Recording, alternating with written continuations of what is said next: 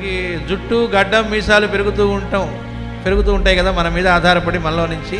అవి మనల్ని రక్షిస్తాయి అనుకోవటం ఎట్లాంటిదో, మనం సంపాదించిన ఆస్తిపాస్తులు మనల్ని రక్షిస్తాయి అనుకోవటం కూడా అంతే అన్నారు. 100 ఎకరాల మాగాణి ఉన్నవాడు కూడా వీడు పొలం వాడు తప్ప పొలం వీడిది కాదు అన్నారు. పొలం వీడిది అయితే అంటే వీడి దగ్గరికి రావాలట, అది రాదు, వీడు పొలం దగ్గరికి పోవాలి. మరి భగవంతుడు నవ్వుకునే సన్నివేశాలు కొన్ని ఉన్నాయట. వాటిల్లో ఒకటి ఏమిటి అంటే ఆ పొలం గట్టు దగ్గర భూమి దగ్గర ఈ గజం నాది ఈ గజం నాదని కొట్టుకుంటూ ఉంటే నవ్వుకుంటుంటాడు దేవుడు.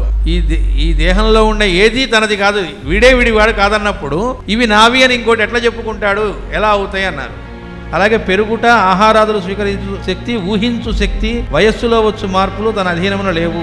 ఇందేది తన అధీనము, దేనికి తాను కర్త, తానున్న ఆకాశము తనది కాదు, తనలో నేభాగము తాను సృష్టించుకున్నది కాదు. అట్టి తాను పూర్తిగా పరాధీనుడు.